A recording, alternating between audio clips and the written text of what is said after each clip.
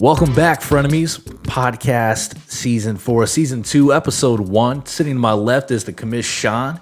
And over here in the Chicago Cubs hat, all the way in the other end, is Ryan Meckes. Welcome back. We're excited to kick off the season, and you might see some changes here. Commish, can you talk a little bit of what's going on? Yeah, so, look around here. This was our big work over the offseason. Yes, very much. We've been working hard. Lots of slave labor going on with this back wall. I didn't do much. Ryan was here for a day. But yeah, this is a new studio. Hopefully you guys like it. We put a lot of work into it, but I think it looks pretty sweet. I mean, we had to fix the roof. There was mold damage. Yep. You can't see the floor right now. We had to change up the paint. Everything, wall to ceiling, had to get new paint job, new sheetrock behind this. Lights. Brand new lights making us look pretty. That's what we were looking to look pretty. I wish I could walk around with this the whole life. I say we need help, so. Yeah. So there'll be Not more Ryan. things. Ryan's more things. tricep is doing we got well over there. we have Ryan's tricep back for like a week, so I'm a little nervous. Now we'll see the progression throughout the season.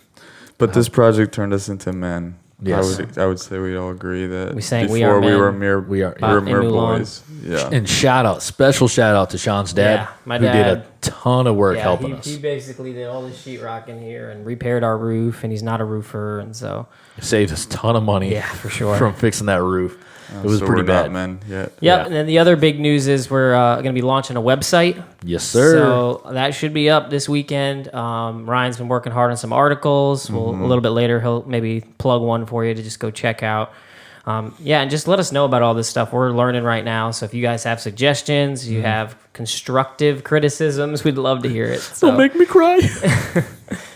So that's pretty much it. And then the social, we're trying to up our presence on there. So you probably see us on here there a little bit more, posting pictures. If you've been at all with us, you've seen this kind of take shape. So Yes, sir. just follow us if you would. We're desperate. What's our social media stuff? You got Facebook at Frenemies Fantasy Football. What's our Instagram page? They're all at Frenemies FF Pod. Oh, FF Pod. Yep. Frenemies FF Pod is where Yep. you want to find us on social media platforms. And then, We're extremely funny yeah, and entertaining.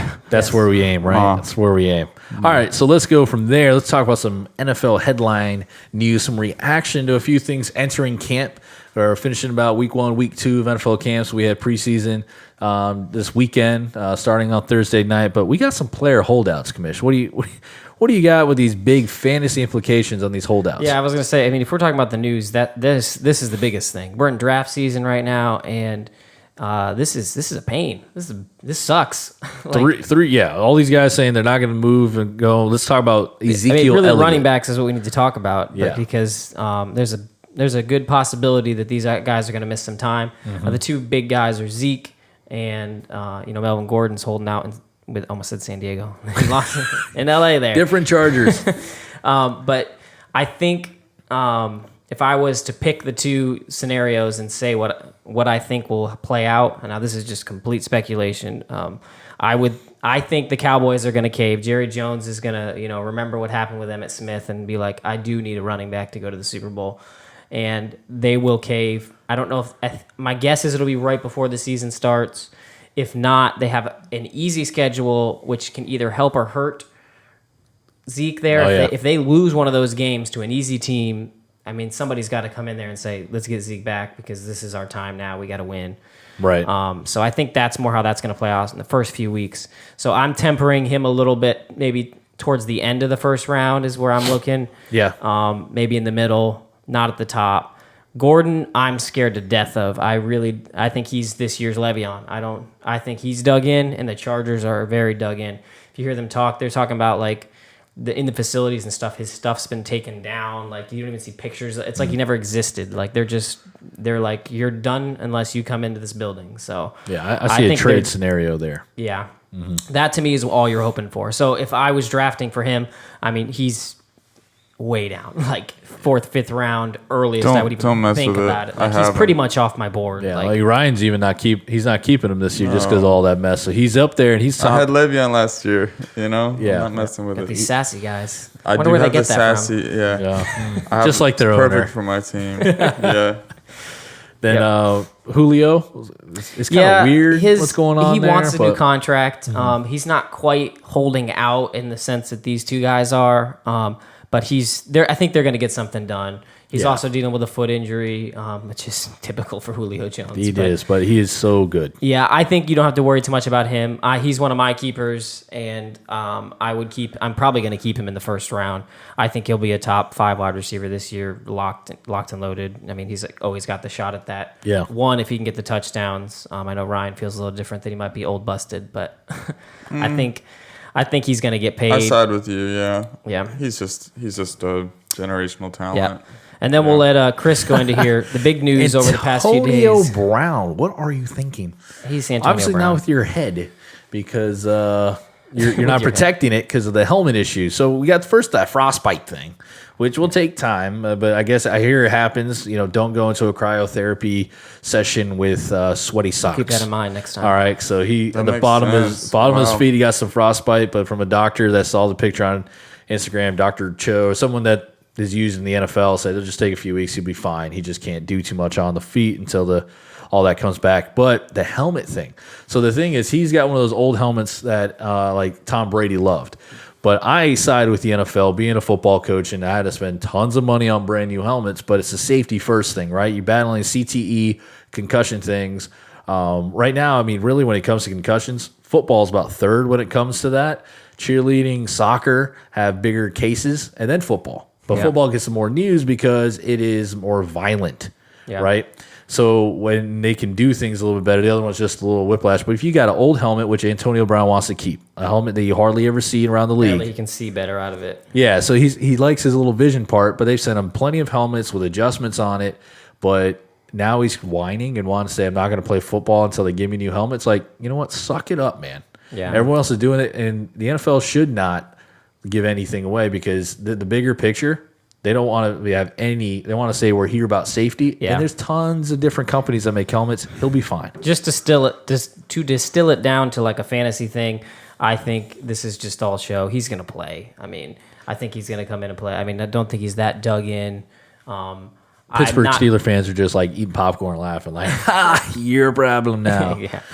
Yeah. So I think he'll end up being playing. If he does miss anything, it'll just be a little bit. I think he'll be going. It's just a bunch of fake stuff. I think, why would you put all that smoke He's putting out himself there? in a bad position where he's terrible the position. enemy of the league and the players. Yeah. Because, I mean, if players are serious about this CTE stuff, they're going to want the NFL to do something about safety. And here we have this guy. And a helmet's not that big of an issue. There are a ton of companies and different helmets out there. They'll find one for you. Yep. Yeah. So, well, let's move on to the party question. Oh yeah. So, party question this week. This is one I came up with. I thought it'd be fun. I enjoy nostalgia. I mean, it's just so fun to go back and look at the childhood. And so, what we're gonna do is we're kind of all '90s kids, maybe late '90s for some of us, but Late 80s, me. yeah, no. 90s. Oh, growing up. Growing Not up birth. in the late Okay, we'll say. 90s. Oh yeah. And so we're going to kind of go through a fad that was, going on in that phase and something that we enjoyed. I'll start mine out just kind of as the example, but Super Soakers, man. Super Soakers. I don't know what it was. Like, maybe it's just how hot it's been. I just started thinking about it, and I was like, you know what I miss? That Super Soaker battle. Especially the whole neighborhood. At least this is how my neighborhood, it was amazing. Everybody would just, you like tried to get the best gun, and Right. then you just would get everybody together. And there's two ways you would do it. You either have your own guns, or you throw them all in, and it's like a draft, and you draft your like two guns. Or Which whatever. Super Soaker gun do you want? Yeah. And I don't know why you didn't want to get squirted with water because it was hot out, but for some reason, you want to win, and so you're trying to. Oh my gosh, the one I had this like rotating head, kind of like like a hose does, and so it had like the flat burst, and then it had this one setting that was like a jet. Oh my! I swear, I probably put welts on some people. This thing, I'm like, this cannot be safe. Like, that's maybe why Super Soakers aren't around anymore as much. But After you were done, you're doing your weekend business, and you were just like cleaning off sidewalks with your Super Soaker. oh, and this, So this had thing that much was huge. PSI. I mean, I was a little kid, and this thing's probably like almost as tall as me. It's just this giant thing. You always had the better ones. Yeah. I came over with my Costco. That big tube that just You hit Ryan because he has to go back to the well Stick it to in fill the back pool up. and Yeah. Yeah. This is a safe zone. Safe zone. Don't hit me. I didn't have like a backpack full of water like yours, So not to sound old, but you kids don't know what it's like to go outside and play. Oh, man. Super Soakers were the deal back I remember in the day. Saturday morning cartoons seeing that and the Nerf gun commercials. Oh, yeah, and you're like, Nerf. I want to get those, like on Fox or ABC. Every time they were talking about those things. The 90s, that was it. That was awesome. All right, so Chris, what do you got? Yeah, mine was collecting sports cards. really? I also collected Sports. Pokemon cards for a little while. Then my mom told me to get rid of them. Oh, you're going She thought straight it was, to hell. She's like, out the devil. But collecting sports cards, that was a cool thing. Going with my brothers, we had the binders, we had the little hard plastic cases for all of them. They were just a lot of fun, and that's where I started loving the game, and I started learning about old players, and trying to get rookie cards, trying to get these type, and then from there I'll be like, he stinks, he's good. And I'm like a 10-year-old kid, like he didn't do too much. It started early then. Yeah, I've All of always this. loved it, and I had binders and boxes full. Me and my twin brother Mike, we gave it to a younger kid when we were went off to college. Like you'll enjoy this, and it irked us because then we saw him taking it out of the sleeve. Like no, they're just there to look at. What are you doing? Don't take it. You can't do There's it. money in those things. You're putting now, off man. the edges. You're smudging it. We're like, whatever. Walk away. We're not going to do anything. So, but that was my biggest fad. I loved collecting sports cards. You got one for us there, Ryan? Oh my goodness, these are all so good. This is my favorite, like one of my favorite topics. I know. Party It's keys always fun. I could talk about it the whole time here. Like on my website, I'm gonna write an article this week about like the argument for raising kids like 90s babies because man, we had the perfect in between. Yeah, we did. I could have gone like a few years earlier and been perfectly happy, but mine is definitely gonna be the Heelys. Heelys. Oh, my he was goodness. big into those. Oh yes. man, I was like, wait, you can get where you're going faster without having to do anything. Yeah, I so- bought Heelys. So for those of you who don't know what it is, it's basically just a shoe with a giant, like almost like rollerblade type Wheel in the back. So you could flip your toes up and then just glide on Yep, glide the on. floor. It was the best. And your Jinko jeans. Yeah. Whee! We're gonna have to come back to this topic in the future. There's so many other ones like Yeah. redemption cards. Just I used to love like the original gaming, like N64 PlayStation. If you Yeah, wanted to play with yeah. your buddy, you had to go to their house. You Super had Smash. 4 controllers there. Yeah. It was a party at the house. Here it's like link up, let's go, and you're just still sitting in your mother's basement playing video Yeah. games because you're playing with somebody in China. We don't But do that. No. But back in the day, you had to be at your buddy's place, Yeah. getting all like the little hot pockets, little pizza bagel thingies that your friend's mom Bagel made. bites. Bagel Before bites. people realized they were not healthy. No. So we had the whole 90s to ourselves for their Okay. junk food. so, like you said, we keep talking, but there is one we didn't mention that I had so much fun with as a kid. Hot Wheels. Oh, I would like. Yeah. I had this crazy. Like I had a case that had the collection with all of them, kind of Right. like baseball cards. Yeah. You have them all in there. You had your did favorite too. cars, and then building the tracks and Yes. racing them was the Yes. coolest thing ever. We would make like these crazy tracks in my room. You had the. Then they came out with the electronic part that would actually you, like, shoot your 'em car, faster, like, through yeah. the Yeah. thing. Oh my gosh, It was good. It was so much fun. One second here, I want to talk about. I did a terrible thing with Hot Wheels, so I got in my criminal act at the age of like 8. We were at a Christian Way bookstore, I think in New Mexico, At a bookstore. and it had a little kids section, and they had the best Hot Wheels car. I can remember it's one of the long blue ones, but it had the flames on the side, and so I just stuck it in my pocket. And then I took it home. Chris. And then my dad's like, that's not yours. And then I'm like, I'm so sorry. I had to go back and give it back to the bookstore. But I was like, that's an awesome looking Hot Wheels car that I don't have. And I literally stole from a Christian bookstore. It was terrible. But yes, that's how much I loved Hot Wheels back then. And real quick, the cartoons. Yeah, the cartoons. Yeah, were well, great. there's cartoons Oh, in they the were 90s so awesome. good. Nothing So can get great. close to what they are. Yeah, we'll back say then. that'll be a next update on That you. is another one. Another Part part of the 2. question. Every week we'll Part do 2, this. we'll do that. Growing up in the 90s. Just take these. Do yourselves a favor, all right? Take these and throw them away. Throw Yeah. Because, man, you look around, everyone's like this. Like, good job, Steve Jobs, but daggone. Daggone. We're all suckers. All Yep. right. Talking about suckers, we're going to talk about the preseason watch list. Sometimes you can be a sucker paying attention too much on a camp battle or not paying attention at all. So Yep. we're going to talk about our preseason watch list. Sean, I agree with your point here. Is someone that nobody's really thinking about, but I think he would be a great player for you to draft in the middle rounds. Yeah, so just to talk to the preseason thing a little bit before I give my guy. What I was going to also mention, I forgot to mention earlier, is with our preseason coverage, I think really, week 1 has happened already, and there's a lot to talk about. But to me, really, week 2 and 3 is where you're going to gather your information. You're going to see starters for more than a drive. Yeah. They're not going to be playing against the third-team defense. So you can at least get a little more of an idea of what's going on. So we're not going to spend a lot of time on this first week of preseason, but in the upcoming weeks, we'll kind of give you guys a little deeper dive on what we're seeing. We've got ways to watch the film for it, so we'll get all nerdy and tell you what we see. So the guys that I'll be nerding, we don't have a sound box yet, so we're just gonna go nerd alert. Yeah, spoiler alert, that's coming. We're gonna have this little soundboard. Right every week's gonna be like a new step up to everything. Yeah. So the guy that I'll be watching some film on is, I know it's kind of gross, but the Jacksonville Jaguars wide receivers, and more specifically D.D. Westbrook. He came on at the end of last year. He's a really good player, and really all that's been holding him back is Blake Bortles. But now they have Nick Foles. I think that's an upgrade, and I think this offense is going to be, surprisingly okay. Like, I'm not going to claim them to be a top 10 offense or anything, but I don't think they're going to be in the bottom of the league like they were last year. And what really, even on a bottom league defense, you're going to have fantasy players that are relevant.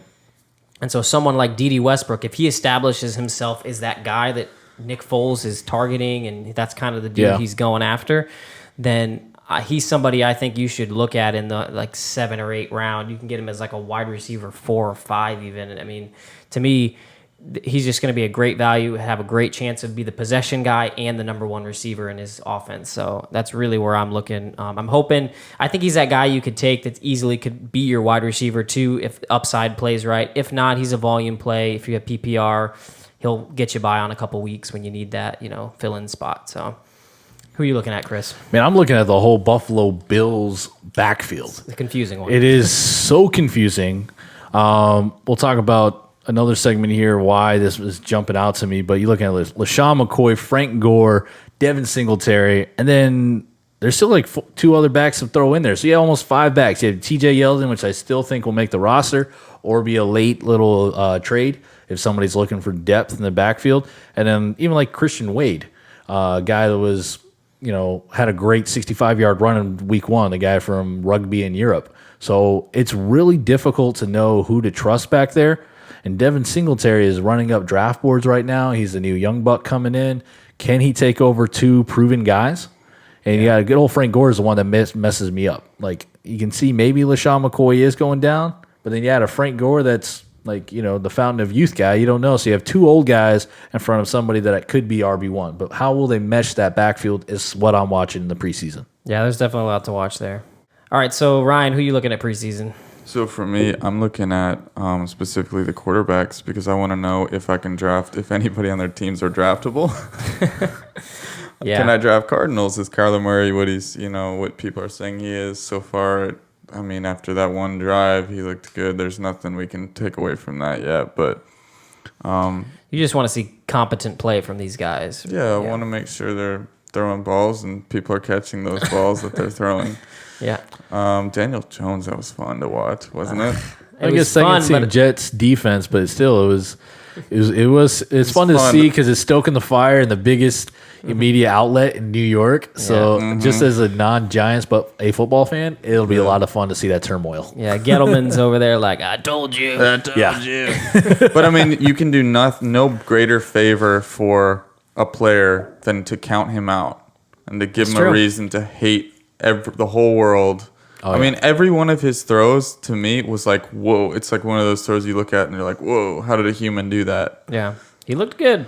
Yeah. But it is preseason, so there's a lot of quarterback depth in this year's draft when it comes to fantasy. So you want to make sure you get a top 10, top 12, depending on how your league plays out. But you again could have about 20 legit guys to choose from, but you want them draft correctly. It's okay if you have to go pick up a surprise, but don't pass up on a guy to where somebody else gets him and you're sitting there like, crud. I knew I wanted Kyler Murray. Should have just got him. Yeah. So you got a lot of safety nets, but you want to draft correctly. Yep. Yeah. So speaking of draft, one of the last things here we're going to talk about is draft strategy. So I know a lot of people are going into drafts right now. They're going to be really ramping up over the next few weeks. And so we're going to just kind of give you a little unique insight into how we approach drafts. Why don't you kick us off there, Chris? Yeah, so I love rookie running backs. If you ask guys in our 757 league, our local league, I usually draft 1 or 2 a year. Last year I had 2 of them. Because they age in dog years, bro. Yeah, I had Sony Michel You gotta get the new guy. and Philip Lindsay. Sounds so cool. Those were late draft picks to free agent pickups. But I look at those guys, even like this year, Devin Singletary, even though he's third on that depth chart, I'm going to take him because with rookie running backs like you're talking about, I'm going to draft him. They're going to give them the shot. Get all my fantasy. Right, to give them the shot to win the roster spot. So they might start at the bottom, but they'll start rising, and they got more tread on their feet. And then in a keeper leagues, you can keep them for a little longer because if they do bust out, you look like, I knew what I was talking about. And then you got, right now, it's the hottest position in fantasy football is the running back position, especially if they can give any semblance of catching out of the backfield. That's the one key. I love going rookie running backs. Don't draft them up too high. Go get the guys that you know are legit, but look in those middle, late rounds at rookie running backs that might be second or third on the depth chart, because they can be surprises. Yeah. Spend all your draft picks on running backs late. Well, let's talk Sean's strategy here. Yeah, so just to make a note on yours, and the other thing with the rookies is there's draft capital in them. That's a big thing. The teams are committed, so you get that kind of security when you take a guy in the first and second round of an NFL draft. When a team takes that player, that they're gonna stick through the season without him. They're not gonna this guy's better, we're putting him in. They want to make sure that what they invested into this guy is worth it, and they want to prove to everyone that they made a good draft pick. So it kind of gives you that stability of probably not going to lose their job to anybody. So I have flipped a little more to the rookie side. I'm more of a veteran guy because I think they're underrated often, but rookie running backs can definitely stabilize your team. Yeah, don't fill your roster out with them, but find that one. Take your shots. And you might be a bench guy at the beginning of the year on your roster to a flex. And then if he just stays at turns flex, into Todd Gurley, right? Yeah, right. I had Todd Gurley, Melvin Gordon my first year. Last year, again, with Lindsey and Michelle, they helped me out a ton to a championship with Todd Gurley already on my roster. Those guys carry you over. So be patient. Your championships. Be patient. I didn't wear my rings yet today. I'll put those. They're still in my window. Thank God. I didn't want to kiss windowsill there. So yeah, my little unique strategy is, well, first, I'm just a crazy draft nerd. So he is. I actually go through and we have a keeper league. I'll go through and find out who people are keeping. I will go in and mark those players off, and I'll do myself a mock draft to see who's possible, run all these scenarios, go way above and beyond what I need to do. But it's so much fun. So that's kind of my crazy uniqueness. But specifically, I think that what can help other people is, especially for this year, and it's really rung true a lot, is at the top of the rounds, I stay, pretty fluid with my strategy. Whatever's best available, I'm probably going to take. But once I get past those first 2 or 3 rounds, establish some core guys that I know are going to be good. Usually, probably a running back and 2 wide receivers is how it's been turning out this year. But in that 3 to 6 round, or maybe even 7 round area, I load up on running backs because they start going. And what happens is once you get past that 8th round, you're looking at these running backs and they are trash. Like you just have nothing to choose from. You start reaching, man. It just is quickly gone. And what happened on the flip side is, the other depth you're trying to fill at the end of your draft is a wide receiver, and there's just tons of potential and depth. To me, you can find so many wide receivers that I feel pretty good about taking. Whereas the running backs start to look real ugly at the end of that draft. So I found it's helped. Actually, physically, they aren't as handsome as the ones in the first rounds. I mean, Courtland Sutton's a good-looking man, so I'm fine with taking him late. But the big thing is, just very handsome. If you can stock that bench with your running backs, then I think you're going to feel a lot better at the end of the draft. At least I do when I'm able to just take my shots on those, wide receivers that could break out. Oh yeah. So that's my favorite. You got to remember, part there. for most teams now, there's 3 wide receivers on the field at all times. There's 1 running back, so that's kind of your pool you're looking at. So. Yeah, and the only thing that's redemptive at the late rounds of running backs are the end zone vultures, but even those are going out late, and those are hard to keep. If they don't get you a touchdown and you got them in your starting lineup, then there's nothing for you there. So wide receivers are better at flexes if you go late. Yep. What do you, Mr. Hygiene, handsomeness, and swagger. You got to have those 3 things to for be yourself. in my team. Oh no, for who you're drafting. For Okay. who I'm drafting. You can look like trash. Hygiene, handsomeness, and swagger. They have to have those 3 elements to be a successful football player. No, guys, I'm more of a narrative-based guy. You know Very that. much so. That's not quite the direction I go in. But as far as my draft strategy, I've been a 2 running back team for the last 2 to 3 years. I think I made the playoffs this past year. So as in you draft early, right? As in 2 running backs I at the top. keep the 2 running backs, the 2 top running backs, that I have, which has been Melvin Gordon and Le'Veon Bell. And now Le'Veon Bell's sassy. I had James Conner. I got lucky. My thing is I'm not going to be probably doing the 2 running back thing anymore. Okay. Because I made the playoffs and won with a team that with my initial strategy of just getting a strong person at every position. And that's kind of seen as kind of like a immature way to go about it, or kind of like a lower level strategy. Mm-hmm. But it did get me a Super Bowl, and I've always liked taking tight ends high. You just have to hit on them is the thing. Yeah. If you get lucky and you hit on those top key positions early, then it works out. But if not, you take away your percentage chance of having any depth there. So. But also there's the factor of running backs getting hurt. Mm-hmm. I don't know if they get hurt. I'd have to look at the statistics if they get hurt more than wide receivers, but They gut do. feeling would be totally they do.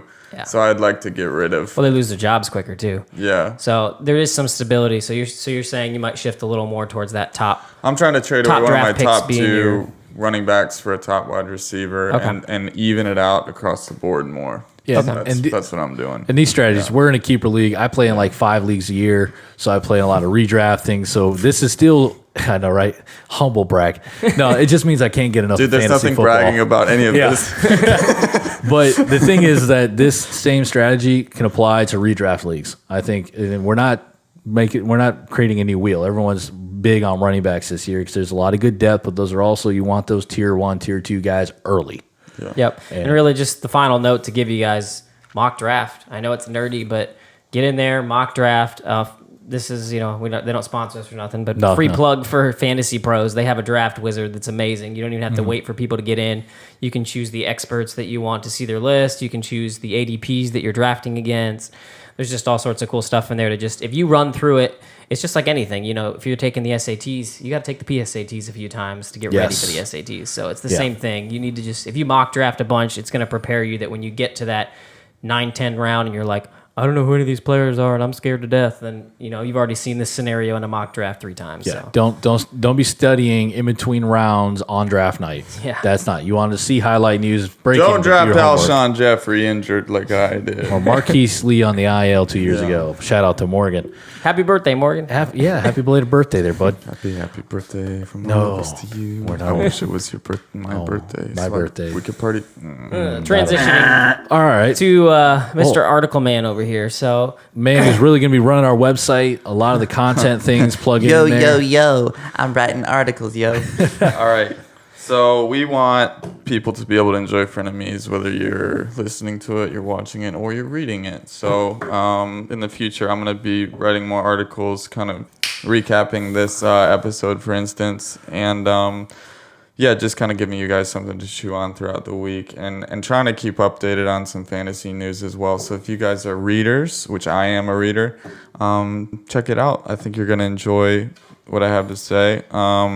I love the stories. Like I said before, I love the stories. I love to get behind who are these players, what drives them, why are they so good? Because there's a lot of intangibles that play a lot bigger a role than what people give it credit for. Like if you're really playing for something that matters to you, those players tend to, I believe, they have that extra fire in them. So I just like to highlight people and specifically players and team strategies and kind of give more of that side of it. So if you guys are into reading, we're going to have that for you guys as well. They're going to be pretty bite-sized. They're not crazy long. There'll be something you can get through while you're, not to be gross, but, having your little toilet time. You can. That's where I do my most studying. Yes. So you'll have, right now up there, he's got some pretty sweet ones. If I would recommend one, he's got one that goes through like top analysts on Twitter to follow. Twitter handles, they're like essential. Like, yeah. You can basically, be your own analyst. Like, still listen to us, but you don't even need us as much. When you have these guys that they run all these stats, there's so much good information. You just follow them on Twitter, pop open, take a look, and say, whoa, here's all this info I needed to know. Their 40-hour-a-week job is to help people with fantasy, and they always do that through Twitter. I mean, these guys have between 10 and like 60,000 followers. And all they do all day is they're like, okay, this is going on, bloop. And it's like, you get, the Roto-World's great too, but as far as like these guys, they're just so smart. Like Jake Seeley, you got to plug Jake Seeley. Shout out to him at All In Kid. He'll phenomenal. Probably be on the show later in the season. But like the way he thinks is like just right and left brain, like together. He's just a top gun analyst. Like there's a reason he was top in the world in 2017. And it's because these guys are really good at what they do. So follow their Twitter handles. There's an article on our website right now that has all these Twitter handles. If you're not into Twitter, get into Twitter because it's so essential for fantasy football to be able to follow. Like there's a lot of... And it's fun. Yeah. We're going to be doing some fun stuff, probably do some live tweeting. We're going to try to watch some games together. We'll get in there and put in some stuff. So if you want to check out that stuff, it's frenemiespodcast.com. That's our website. It's a work in progress. Don't get on us at the beginning. F-R-E-N-E. Let me try again. Frenemies. F-R-E-N-E-M-I-E-S. Yes. Frenemies.com. There's a few ways to spell that. Frenemies Podcast. Basically, it's enemies with FR in front of it. Yes. So, frenemiespodcast.com. And I think that about wraps us up here. Yeah, just get on the website, follow us at Frenemies FF Podcast on all the social media platforms. Check out articles that Ryan will be throwing up. Please like and subscribe here. We're back on YouTube. That's why you'll see our beautiful faces. If you're listening to us just on the podcast circuit, please jump on in there. You'll see all these things and all the great changes. So next week, what do we do? A little preview for next week. I want to do a mock draft. I think it'd be fun. I'd love that idea. So we'll try to do a mock draft. I don't know if we're going to draft one team or separate. We'll figure that out. And then the other thing is we're kind of going to go through that mock draft. We'll go through rankings. I know at least me and Chris are going to sit down and try to nail down rankings. And we'll have our own rankings, and you can judge us and see how good or bad we are at ranking players. So that'll be next week. Tune in. Thanks for watching, guys. Tell us what you think of the new studio. Yes, sir. Excited to be back. Like and subscribe, and we'll see you next week. See you guys.